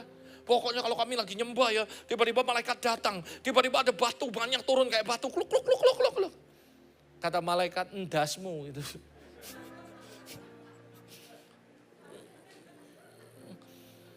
Ngerti, saudara? Tuhan pokoknya terobosan terjadi. Nah, tapi kita disuruh doa aja males. Baca Alkitab males. Gimana Tuhan akan buat terobosan? Dengar nih, kalau kamu sudah bayar 10 juta pun, itu ada limitnya, saudara. Kalau kamu gak bisa maintain dan bayar lagi, waktunya akan habis, time limitnya habis. Kamu gak bisa masuk ke hotel yang sama, walaupun kamu bilang barangku masih ada di situ. Walaupun kamu bilang baju dalamku ada di situ, gak peduli. Kamu harus bayar lagi dan kamu akan dapat fasilitas lagi, saudara. Yang ngerti katakan amin, saudara. Sama mobil. Wah pokoknya aku mau mobil yang 100 juta tapi kayak Pastor Herman punya. Dari mana? Semakin kamu berani bayar mahal, you have the key. Kamu ada kuncinya. Dan ketika kamu dapat kuncinya, artinya kamu punya otoritas untuk itu. Kamu punya akses untuk masuk dan menikmati semua yang kamu bayar. Ada amin, saudara. Yang keempat, dengan cepat karena waktu. Karena kita belum punya kerendahan hati yang cukup. Humility-nya masih kurang, saudara. Karena saya percaya Tuhan akan lakukan sesuatu yang ajaib asal kita punya humility. Barang siapa meninggikan diri pasti Tuhan akan rendahkan. Belum revival, belum mengalami terobosan. Awas ya, kalau nanti utangku lunas, pamer kamu. Awas ya kamu, udah motivasinya udah elek. Saudara, gimana Tuhan mau bekerja? Belum kaya udah sombongnya minta ampun. Gak akan terjadi, saudara. Belum dipakai Tuhan luar biasa, udah ngomong, wah awas ya mereka ya kalau aku dipakai Tuhan. Gini, ya gak bisa saudara. Terobosan terjadi ketika Tuhan melihat humility-nya cukup saudara. Dan ketika Tuhan lihat itu, Tuhan akan tinggikan saudara. Karena Tuhan tahu kalau sebelum Tuhan meninggikan seseorang, yang dilakukan dipersiapkan adalah fondasinya. Sehingga ketika ditaruh bobot kemuliaan kita gak rubuh dan jatuh. Kita harus siapkan bobotnya dulu. Fondasi kita akan menentukan berapa berat yang akan ditaruh di atas pundak kita. Semakin kau punya fondasi yang kuat, maka Tuhan akan percayakan lebih banyak hal dalam kehidupan Anda. Engkau makin kuat, Dia akan percayakan lebih banyak lagi dalam kehidupan Anda. Anda makin rendah hati, Dia akan terus tambahkan lebih banyak lagi. Belajarlah ilmu padi, makin berisi, makin nunduk saudara. Belajarlah, karena saya percaya that is the art of humility. Humility adalah salah satu definisi dari kerendahan hati adalah kerelaan untuk mengalami hinaan dan gak dikenal orang. Ama gak banyak orang kenal dia, tapi dia rela saudara. Dan dia mengalami banyak hal yang ajaib. That is the art of humility. Kerendahan hati berarti rela untuk melayani, menjadi hamba untuk orang lain. Saudara tahu nggak? Saya kemarin hari khotbah di Surabaya di tempat lain, saudara. Lalu orang ini nanya, Pastor gimana mau dijemput atau enggak? Gampang lah saya bilang. Saudara tahu saya khotbah ke sana, naik apa? Saudara? Saya naik Grab, saudara. Lalu saya datang, saya khotbah, habis khotbah pulang saya sudah pesan Grab, saudara. Lalu dia bilang, Pastor ada yang jemput? Ada, saya bilang. Supir, saya bilang. Nah, memang saya nggak bohong kan supir kan, tapi supir Grab gitu. Lalu singkat cerita datang kaget dia. Lu Pastor gak ngomong kayak tante. Sudahlah gak ngurangi urapan toh. Itu kata ibu gembala saudara-saudara. Gak ngurangi urapan toh. Mau naik pesawat apa juga. Ya saya bilang bener sih. Saudara saya mau kasih tahu buat Anda saudara. Kenapa seringkali kita ini pengennya. Saya bilang aduh. Saya kalau mau minta mobil. Gembalamu pasti kirim mobil. Ada juga Cik Syani siapa ngomong. Tinggal kirim ya mobil. Gak usah saya bilang. Saya gak kemana-mana. Saya ini orangnya praktis. Saya mau diajak makan apa bisa, mau diajak gentong emas bisa, gentong perak bisa, enggak begentong pun bisa, pokoknya apapun bisa saudara. Karena buat saya masalah kita jadi hamba Tuhan yang jangan cerewet saudara. Kita jadi hamba Tuhan, ingat kita melayani, bukan dilayani. Apalagi gereja ini saudara, saya enggak perlu dilayani, saya naik-naik dewek, turun-turun dewek. Enggak perlu saudara, ayo pastor silakan pastor maju, enggak usah saudara. Ini sudah rumah saya saudara. Yang ada juga kalau saudara gak benar tak marahin saudara. Gak bercanda. Kalau buat saya gak merasa bahwa menjadi hamba Tuhan itu harus dilayani, diagungkan dan sebagainya. Bukankah Tuhan ngajari kita? Aku datang untuk melayani. Bukan dilayani saudara. Dan dia ngomong, Pastor, you masih mau naik Grab. Loh saya bilang ada apa dengan Grab saudara? Saya bisa ketemu, saya ngomong. Dan setiap kali saya ketemu saya beliin makan. Gimana udah makan siang Pak? Udah dapat berapa? Saya berkati dia, saya senang saudara. Karena saya bisa berbuat baik sama orang. Saya enjoy. Ada amin saudara. Setiap kali saya datang, itu satpam-satpam happy semua. Tadi pagi saudara, habis saya khotbah di situ saya dikasih bolu banyak. Saya gak mungkin makan, saya gak kuat makan. Saya potong-potong semua, saya antar ke bawah kasih mereka. Dan saya berkati mereka, saya senang aja, saya enjoy aja. Sampai hari ini saya ngomong saudara, kita harus terus punya kerendahan hati. Karena Tuhan ngomong, nak, kalau kamu sombong, aku tinggal kamu. Saya gak berani. Dan Tuhan kasih saya satu batu hitam, artinya humility. The stone of remembrance. Dan Tuhan ngomong, aku akan bawa kamu terbang tinggi. Tapi kalau kamu sombong, aku tinggal. Oh saya gak berani. Setinggi apapun Tuhan bawa Anda. Kalau Anda masih tetap mau ada di situ. Anda harus memiliki the art of humility. Kerendahan hati juga berarti rela jadi pijakan untuk orang lain. Mengalami hal-hal yang besar. Kita harusnya mengucap syukur kalau Tuhan pakai kita untuk jadi pijakan untuk orang lain. Sehingga orang lain mengalami hal yang ajaib bersama-sama Tuhan. Saya dan mama saya rela jadi pijakan untuk gereja ini. Sehingga gereja ini mengalami kemuliaan Tuhan yang ajaib. Dan mungkin orang gak kenal kami. Tapi orang kenal kalian is okay. Ada amin Sarah. Buat saya secara pribadi, that is the art of humility. Kerendahan hati juga bicara mengenai sikap hati. Ramah, terbuka, gak sombong, gak tinggi hati. Mampu menghargai orang lain. Tidak selalu menganggap rendah orang-orang. Saya ngomong kebesaran seorang pemimpin adalah ketika dia bersikap Bagaimana respon sikapnya terhadap orang yang paling rendah dalam komunitasnya. Itulah kebesaran hati hamba Tuhan, saudara. Saya selalu tidak pernah merendahkan orang-orang yang bekerja di sekitar kami. Dan saya ngomong sama mereka, I'm very appreciate untuk setiap apa yang Anda lakukan. Saya selalu ngomong sama orang-orang, saya khotbah di sini 1 jam teriak-teriak. Pak selamat ya, bersihin WC gereja, upahnya sama di hadapan Tuhan. Serius. Where are you Pak Selamat? Saya bilang Pak Selamat kamu ganteng, seneng dia. Gitu. Saya mau ngomong sama Anda. Anda yang nyusun kursi, saya khotbah di sini, upahnya sama-sama 1 dinar. Saya gak merasa bahwa saya lebih berharga dari Anda yang nyikat WC. Di gereja kami sampai hari ini, saya buka sebuah pelayanan namanya Clean and Comfort. Tugasnya adalah satu, saudara. Datang ke gereja lebih awal, bersih WC gereja. Supaya ketika orang datang, terutama jiwa baru mereka masuk, mereka gak ngomong bau pete, saudara. Tapi bersih. Oleh karena apa? Ada orang yang datang lebih awal dan bersihin gereja. Dan saya berani pastikan Anda akan dapat urapan jauh lebih besar dari waktu Anda didoain orang. Kenapa? Karena itu pelayanan yang gak dilihat dan yang paling hina. Dan Tuhan menghargai itu, saudara. Pelayanan pertama saya bukan jadi pengkhotbah. Saya nyikat WC gereja setiap minggu. Setiap hari Sabtu saya nginep di gereja. Dan saya pastikan saya mandi, saya bersihin semua WC gereja. Sehingga ketika orang datang ke gereja mereka temukan bahwa WC gereja bersih. Dan saya nyusun kursi, saya ngepel, saya nyapu, saya mulai mobilisasi anak-anak muda yang lain. Yuk nginap gereja Sabtu, yuk nginap gereja Sabtu.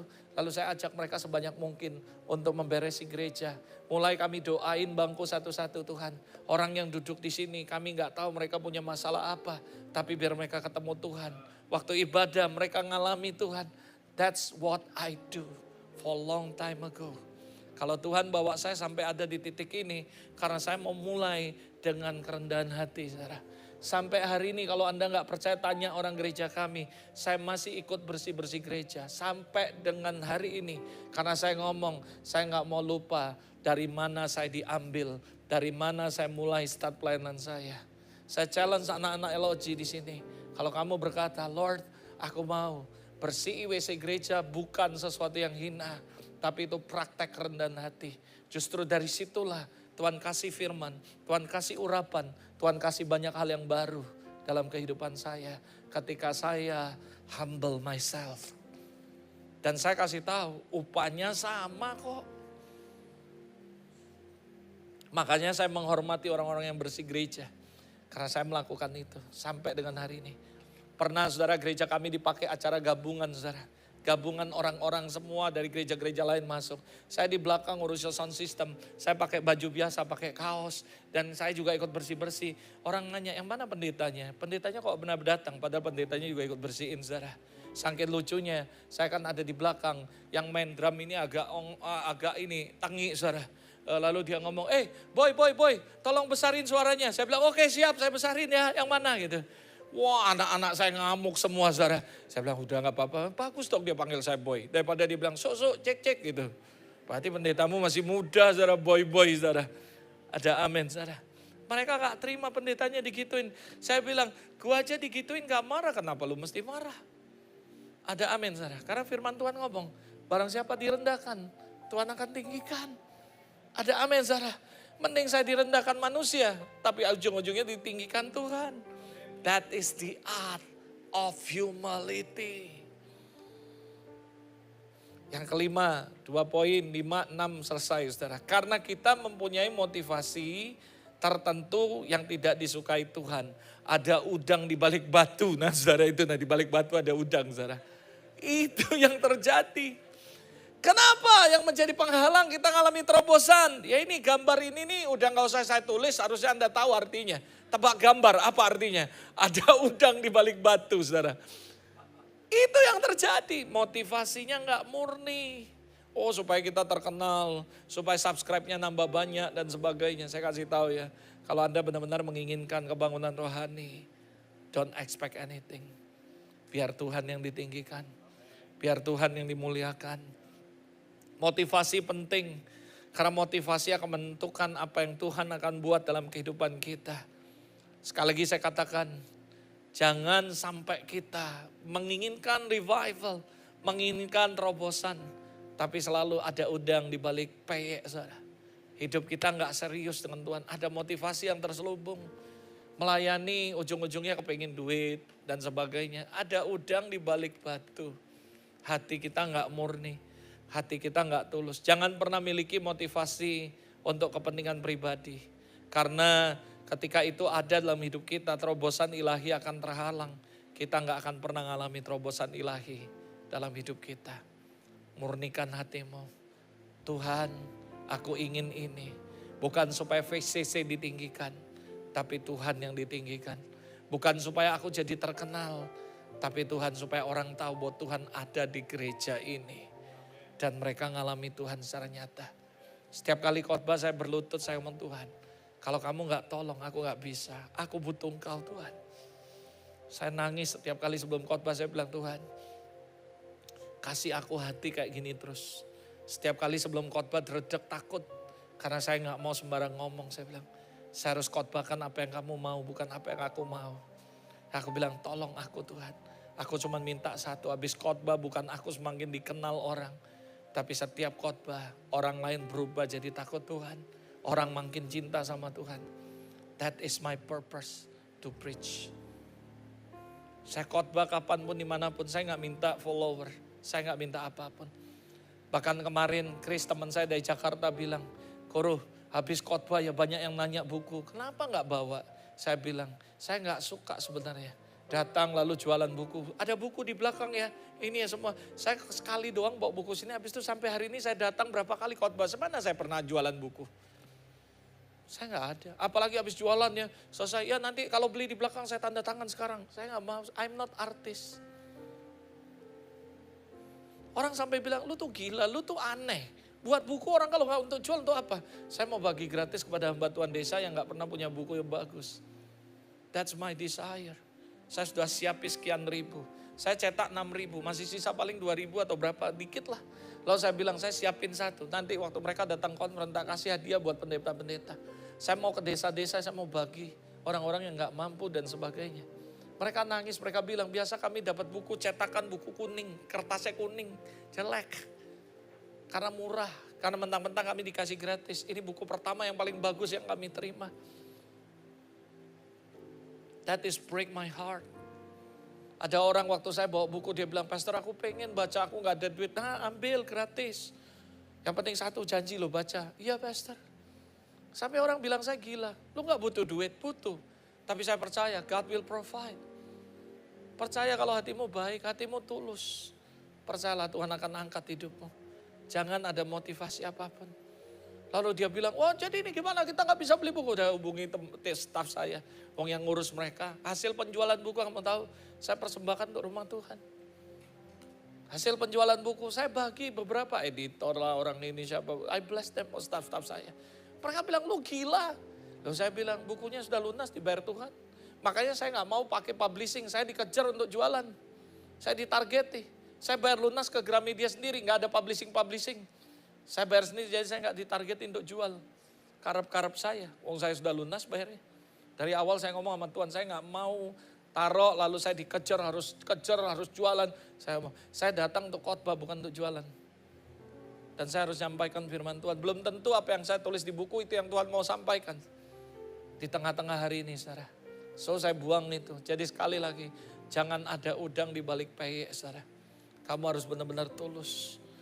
It's not because of me, it's not for me, but this is for you, Lord. And every glory I give back to you. Ada amin, saudara.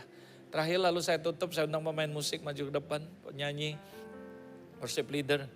Karena kita nggak bisa menjaga perkataan kita, yaitu tadi saudara saya bilang, hati-hati dengan perkataan kita. Saya pikir ini saya nggak perlu panjang lagi. Karena sudah tadi selesai, saya cuma ingati Anda. Dari semua yang Anda lakukan, 5 tadi Anda bertobat. Kalau terakhir tetap mulut Anda nggak bisa dijaga, maka semuanya batal saudara. Jadi hati-hati, jangan ngomong sembarangan.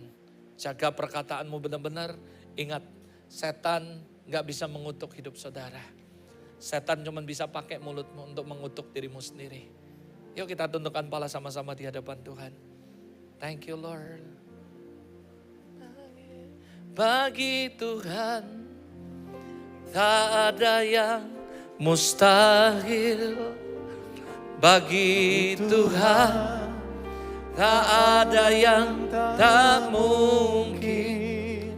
Mujizatnya disediakan bagiku. Ku diangkat dan dipulihkannya. Bagi Tuhan tak ada yang mustahil. Bagi Tuhan tak ada yang tak mungkin. Mujizatnya disediakan bagiku. Ku diangkat dan dipulihkannya. Saya mengajak Pastor Herman bisa maju sama-sama untuk mendoakan mereka sama-sama. Saya dan Pastor Herman akan berdoa untuk setiap Anda yang malam hari ini berkata, Lord, I need breakthrough. Aku butuh terobosan. Saya nggak tahu terobosan apa. Mungkin itu terobosan keuangan, mungkin itu spiritual breakthrough, mungkin itu family breakthrough, apapun itu. Yang penting Anda sudah dengar apa yang menjadi penghalang supaya Anda tidak mengalami terobosan. Setan selalu menghalangi sehingga Anda nggak pernah mengalami terobosan. Tapi the definition daripada breakthrough saya sudah jabarkan, saya sudah kasih contoh, saya sudah kasih testimoni, saya sudah kasih semuanya. Intinya cuma dua, dimulai dari perkataan yang benar. Karena perkataanmu akan membuka sesuatu yang ilahi dan menurunkannya dalam kehidupan Anda. Dimulai dari perkataan yang benar, pikiran yang benar akan membuat Anda akan mengalami terobosan dari Allah. Kalau Anda berkata, aku gak layak terima terobosan. Sekali lagi saya katakan, saudara, bahkan perempuan najis, dia berhak untuk terima terobosan. Orang yang buta, yang gak lihat Tuhan, gak bisa lihat Tuhan, tapi dia tetap punya suara dan berseru, berteriak kepada Allah. Bartolomeus akhirnya mengalami terobosan. Ada begitu banyak orang berkata, saya ini kayak orang lumpuh, gak bisa datang ke Tuhan. Saya butuh orang lain. Saya kasih tahu, kamu gak butuh orang lain, kamu butuh Tuhan. Bahkan waktu saya dan Pastor Herman akan berdoa, papimu akan berdoa buat Anda. Sebenarnya kamu gak benar-benar membutuhkan kami. Tapi gak apa-apa, kami akan sepakat dengan iman Anda. Karena saya percaya 2 orang sepakat minta apapun, Tuhan akan buat di tengah-tengah kita. Kami cuma sepakat dengan apa yang kamu katakan. Kami cuma sepakat dengan apa yang kamu pikirkan. Dan malam hari ini saya berdoa secara khusus dari tadi pagi. Supaya Tuhan kirimkan the angel of breakthrough. Karena saya percaya ketika itu datang menyentuh kehidupan saudara. Malaikat ini diberikan khusus Tuhan. Untuk membantu setiap orang-orang membawa terobosan dari Allah. Supaya Anda mengalami terobosan itu. Anda yang di streaming di rumah jangan kecil hati. Dimanapun Anda berada.